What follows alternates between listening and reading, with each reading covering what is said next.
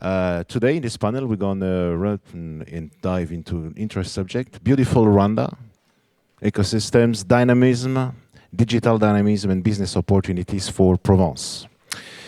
As you may know, often cited for its economic metamorphosis, Rwanda now stands out for its evolving innovation landscape. Zoom in on the highlights of 2024, when the country's capital, Kigali, was ranked among the world's most vibrant startup ecosystem. We're going to know why, thanks to our panelists here, among others. Thus, an impressive achievement that reflects the country's commitment to an entrepreneurial culture. As a stronghold of this dynamism, Kigali shines as Eastern Africa's sixth most influential metropolis in the startup ecosystem.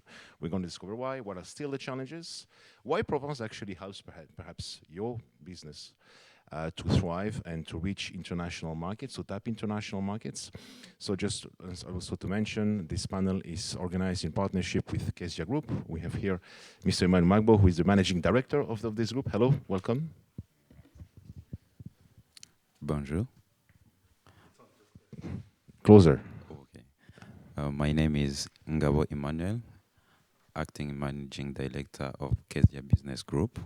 We are coming from Rwanda. Thank you. We have also Yannick Nirouchwa. I'm saying well? Yes, thank you. Who is actually the advisor to the Kezia Business Group, but also executive director of the American Chamber of Commerce in Rwanda. Am I correct? Yes. Welcome here in Provence, Marseille. Thank you, thank you. Bonjour, good morning, everyone. As you said, my name is Nirouchwa Yannick. As much as I'm the advisor of Kezia Group, I'm also the executive director for the American Chamber of Commerce in Rwanda, which really focuses on private sector investment, but focuses on tech. So we're excited to be here. It's a beautiful space. And I'm excited to also moderate this panel. Once again, please to the audience, do not hesitate during the Q&A session to raise your hands, ask questions. You have two beautiful experts here who can actually answer questions regarding the Rwanda tech ecosystem. But first question, I will turn to you, Emmanuel. Actually, could you explain briefly what exactly do Kezia Group and why you have actually decided to connect yourself to the Provence region? Thank you so much. Kezia, normally, we have a department called Kezia Solutions, which empowers African startups by connecting to the global investment and growth opportunity, mostly focusing to the innovations, by fostering innovations and making a bridge to the local talent with international markets. Yes. I will turn to you, Yannick. Besides being an advisor to the Kezia Group, you're also an expert of the Africa ecosystem, I would say, the startup ecosystem. So, as mentioned earlier, Rwanda shines on the sixth African most influential metropolis in the startup ecosystem. Why? What have been the development over the past years? What are the key elements that actually led to this achievement? Thank you. That's a really good question. Because one of the things that Rwanda fascinates me about is that we've positioned ourselves in Africa as a space that if you want to come start your business, if you want to come invest in Rwanda, it's as easy as 6 hours, your business is registered.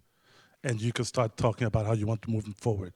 But in addition to that, I always want to give it more credit to the government's approach to innovation. We have a saying in Rwanda that every person who goes talk to Rwanda in front of people says, Rwanda always uses 2 words, we're open for business, but we're proof of concept. We're one of the few countries in Africa that says, if you have an idea that you want to test out, come, we will work with you, we'll develop it, and to a sense that we will take it to the next level.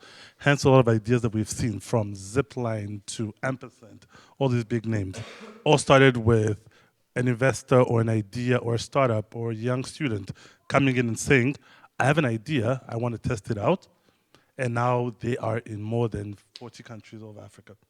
So you said that the government pushed for that. I mean, it made it an enabling environment to build and let's say business to thrive in the ecosystem. So also, I mean, every startup, every business need investors. How Kezia Group here, because you're saying that you are actually connecting to the global investment, is going and actually bridging that investment to those startups coming to you? Normally, we create a platform. As he mentioned, you register your company within 6 hours, plus 0%, 0 francs. We cost nothing. The government has has established the way we can do everything. You know, by statistic, to understand me, the Rwanda is about 78% which are under 35 years old. You know what I mean? It means many youth they don't have much money to invest. So in case, in the time we were creating Kezia, we were about to contribute to the government pillars in education, in tech, in clean tech, in climate change. So here, Kezia, what we do, you know, many youth, they don't know where they are heading. So we help them to incubate them, to help them to focus and to sustain. You know, many youth, in case they are not employed, they want to become self-employed, they need a space which promotes them, which facilitates them for free. So Kezia Business Group intervened that way so that we help those young innovators, those thinkers, to sustain in their own markets and their innovation. Thank you. So, second key element, first was the government, second, youth, young population. What may be other elements that actually contributed to build Rwanda, this ecosystem, this vibrant ecosystem? What are the other key elements according to you? I think there's also a lot to talk about the positioning of Rwanda. I'm not even talking about the government aspects, because we have seen an attraction of the right partners that are coming into the country. To go back a bit to what Emmanuel was talking about, you look at Rwanda now that has 2 to 3 international schools, CMU, one of the US big schools, ALU, and then it becomes now a more diverse space. So you don't really see a lot of just Rwandans innovating out of Rwanda, but you're seeing East Africans, West Africans, all of that ecosystem. So it becomes a blend of ideas, but it's all created in one ecosystem. And then when you come together and you start hearing these pitch ideas or investors coming into Rwanda, they're realizing that the younger generation that they want to hire is very diverse. It goes from French to English to any country that they want to look at. So I think there's a big aspect of we were able to attract the right partners to come to the country, but also invest a lot in education for universities that are more diverse from the African continent to be based in Rwanda. And how about the tax for the industry, for the private sector? I mean, many people complain here in Europe. It's not a secret that we pay very high taxes in terms of employees or taxes on companies. So what are the taxes you pay in Rwanda? It's a flex tax system, or it's how it looks like? In the context of startup ecosystem, Rwanda and the institution support, there is a policy reform. The introduction of the new investment law and the proposed startup acts, which include incentive as tax exemptions and support for intellectual property rights, which aims to create more favorable environment for the startups. So in that context of startup ecosystem, it's tax exemption. So there is a tax exemption for new investors in Rwanda or people who wanted to invest or to settle themselves in Rwanda, yes? Yes. Mostly, when you register, you have 1 year to 2 years of tax exemption. But nevertheless, I mean, perhaps we're going to touch, let's say, the flip side point of the subject. Rwanda remains a landlocked country. First, it's a small market. Like or not, like 10, 11 million people living. So what are the main other challenges, according to you, in Rwanda to let startups reach other market in the sub-region, perhaps? So, and I'm just going to put on my American Chamber of Commerce hat, because that's one that kind of focuses on even investors who come to us and say, I want to invest in Rwanda. It's a smaller market, or even the timeline that we've seen some of the investors come in, 2 to 3 years, the market has become smaller. We're moving to Kenya, we're moving to Tanzania. One is a reality that we do not have, in terms of size, the country is smaller. But I think the aspect that we have used it as is Rwanda being a space that maybe is safe for headquarters for your business, we say you can still move to other countries, but have your headquarters in one place. In terms of challenges, I wouldn't say that it comes in terms of the sizes. It's definitely for some of us who work in some of these spaces, when you hear that businesses are moving out after 2 years, it's how do we help them with the retention aspect of it. And a lot of things that we are trying to redirect it in is, again, I'll give you an example. Part of the work that we are doing is that how do we do partnerships with the right countries? For example, Rwanda and Kenya has an agreement that works between us that even though a company might be working in Rwanda, they still have access to Kenya and vis-a-vis. Because in Rwanda, based on how it be the taxes, how it be easier to do business in the space, Kenya has a bigger market. So you realize that the easiest thing that we've seen, for example, is the visa waive for anyone who is a resident in each of the countries to be able to do business in one country, go to the other country. So for them, it makes it a little bit more comfortable to say that I can be seated in Kenya and still have access to Rwanda without having to come in and pay again for a visa. But I think the visa issue is very interesting because, I mean, I had a chat with an expert recently. He was saying, like, do you know how many visas Aliko Dangote has to make when he travels between African countries? It's amazing, like 20-something. I mean, can you imagine the size of your passport just to travel from one country and also...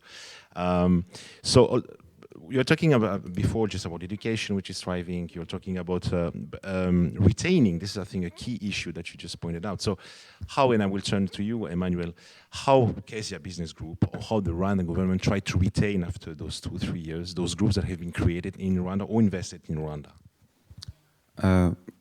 Thank you so much. Normally, Kezia Business Group was set just for capacity building programs, which we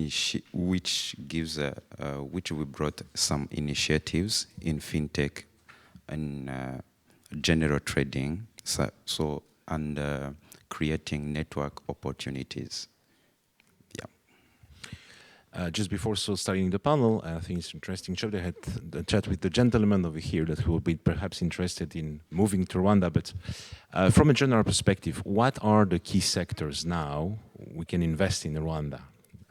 I would like to have both your expertise on that. In IT, in general, tech, in accordance with agribusiness. And why tech and agribusiness? Those are the reason why I mentioned those. Agri is primal needs in human life. Mm-hmm. And tech connects you to person or to the other space without moving. So in case you have a primary need which concerns food and have access to the global network online, so you are settled. But I think it's a key issue. I mean, agriculture, I've looked at a figure earlier today, remains crucial to the Rwandan economy, employing like 70% of the population and contributing, I think, to 1/3 of the country's GDP, which is quite huge. Huh? So IT, agriculture, do you see another sector in Rwanda in which investor can invest or actually develop their businesses? The one thing I feel that it's always a lot not seen, and we're seeing a lot more investors coming to, is also infrastructure. And that's in a sense because Rwanda being a younger country, Kigali has grown into this like beautiful, innovative city, but now we're seeing these second cities coming out from the south, the east, and there's a lot more land that is being looked to be used. As of recent, for example, we've had a new contract which was signed about with an organization that wants to bring pharmaceutical company in Rwanda to produce its own drugs and medicine for the continent, and we're seeing more of those spaces, right? So I think infrastructure is big. Fintech has become a big conversation, really from the sense of like payment systems, and Rwanda being a younger space, you realize that there's a lot that's not yet tapped into. There's a lot that when you still, I think government's still very protective of it in some way, right? For example, we make these conversations a lot with the banks that I make jokes with and say, when am I going to be able to tap my phone to pay for anything, right? And I think it's still a conversation about who is the right partner as we get to that. So I think Rwanda is still very young, but in a space that it's moving so fast that it's very open to different ideas that could grow big. Also, I've seen that Rwanda aspires to become a middle-income country by 2035. What is missing to actually reach that level, according to you, Emmanuel? What I can say about that, I can say there is nothing missing, because according to the vision of 2050, everything is in a line. I can say we are not missing anything, because we know the guidelines we are in. I can mention that by now, what we are in climate change activism, where we are heading now. You know, we have started by plastic free in the country, and now we are in organic farming. So I can say we are not missing anything, except we started by education. We have started with climate change activism. Thank you. So the same question to you. I mean, a part of education, those elements, what should be implemented to let, I mean, as even Paul Kagame stated in last July during the elections, and when he became the president in front of other head of states, he just mentioned that this is the ambition of Rwanda. So what would be needed still to reach that level, to become a middle-income country? I think one of the things that we have seen is, and just to echo on what Emmanuel said, I think there's a direction forward towards that. But we've seen actually a really big shift in that diaspora coming back. And I think that has really added to the skill gap, the talent spaces, where you've realized that now you're having a younger generation that are the ones who are pushing the movement. So definitely with that aspect of having more diaspora coming back, but also us tapping into spaces like this, being able to say that we can come out to events like this and actually make it a learning situation for both ways. So yeah, I think we're on track. So we're going to make a small break, and I would like to call our audience. Do we have any questions to our expert, please? No? No one? Okay. Please do not hesitate. But so we talked about your Rwanda ecosystem, the challenges, the opportunities, the way forward. But so we are in Provence, in the Provence region. You're connected here to, you decided to develop your businesses here. Why? The question is why? What Provence actually offers you that you decided from Rwanda to come here and to try to tap into different markets? The reason why we are here, also the incentives we are looking to the province, it's all about how can we make a strong bridge between Rwanda and France through Provence. So we are here to gather all opportunities which are hidden to the Rwandans startup ecosystem. We are here also to synthesize. Rwanda is free to accommodate you.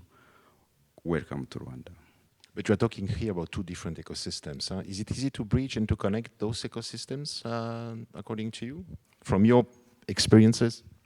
From my perspectives, we are welcoming you to Rwanda, as well as we are very okay to come here to Provence with our delegations.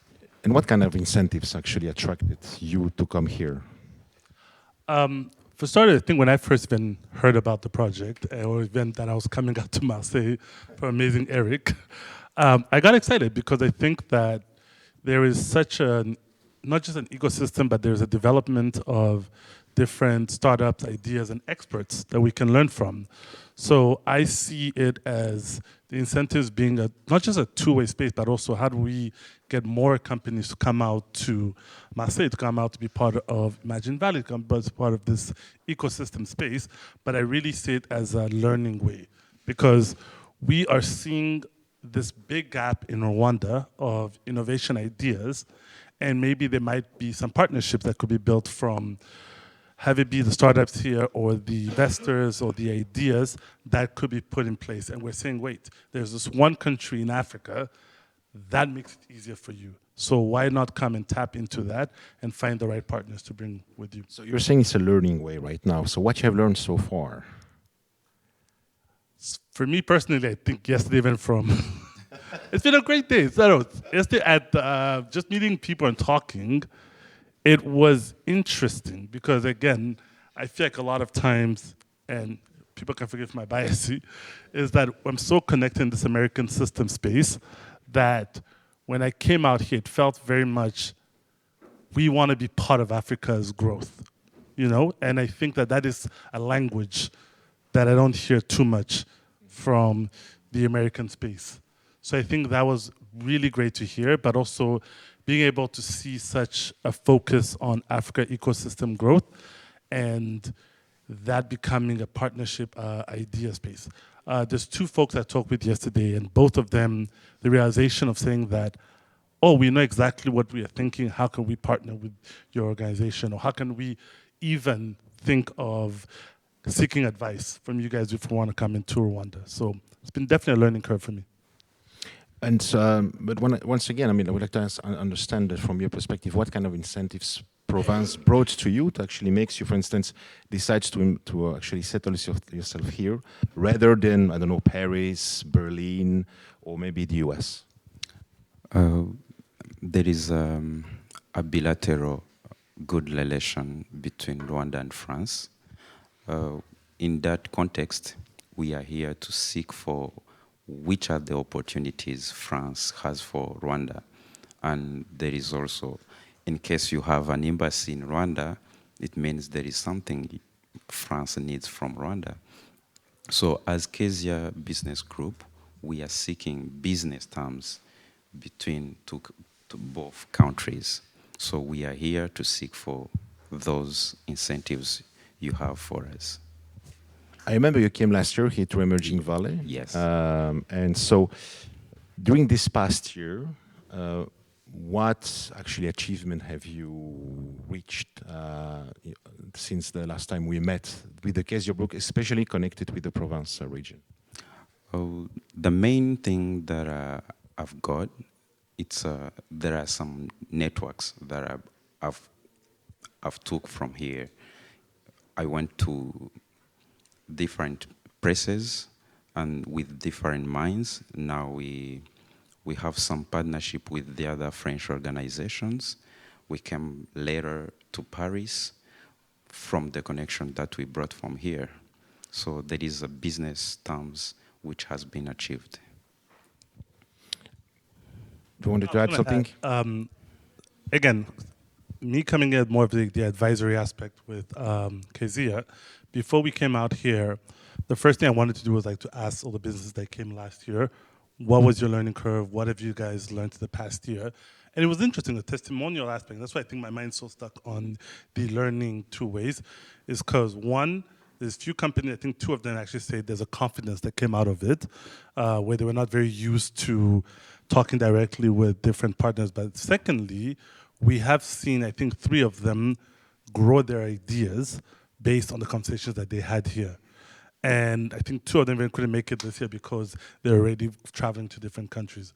So when I came on board to advise, I was even looking and I said, okay, there is something which was done here. There is a platform, so let me be part of it. So yeah, I'm excited. Thank you. I mean, showing me that the time is running, unfortunately. So I would like to ask once again, the audience, you have one question? Yes, please, the gentleman. Stand up, please introduce yourself and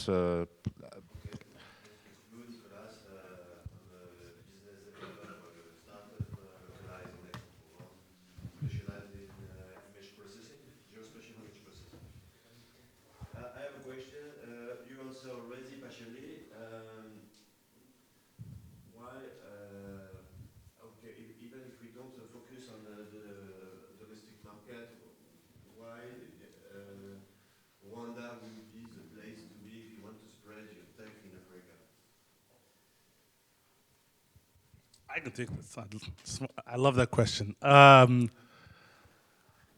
I've gone all over how we've positioned ourselves, and there's a lot of records that we could use to showcase that. But the one thing I think is the success stories we're seeing out of that first new idea coming to the country. I'll give you an example. We have seen And when I say ideas, it could be very normal to the West, but like for African space, they're not very used to seeing it. And we have taken a few companies, organizations that have come started with us from their idea and their growth that we've earned the respect of in the other African countries. That if something is designed out of Rwanda, it's fastly grown into other countries. Recently, I just got back from a meeting where there's been this conversation happening that Rwanda wants to be one of the first countries in Africa to use cable cars as transport system. And when we tell to people, they're like, you guys are crazy. How is this even going to happen? But then it's just that idea that this company came in and said, we want to do it. It is possible with the feasibility study. And they related it to Bolivia and they saw it's possible. That already has brought investors or interest, not just from Rwanda, but like from around 7 other countries from West Africa that says, we want to be part of that. So the reason I'm bringing that up is just to showcase that we've been able also to earn the African continent's trust. So if something's actually developed or created with us in Rwanda, it does grow through all these channels. And I think perhaps to add to what you said, I mean, you have also, I would suggest to look into, it's Smart Africa. I mean, Smart Africa has an HQ in Kigali. I mean, it's one of the organizations responsible actually to, let's say, build new enabling environment and technology throughout Africa, like, you know, big new regulations in every country. So perhaps it's an organization you can have a look into it. It's really interesting and very active as well.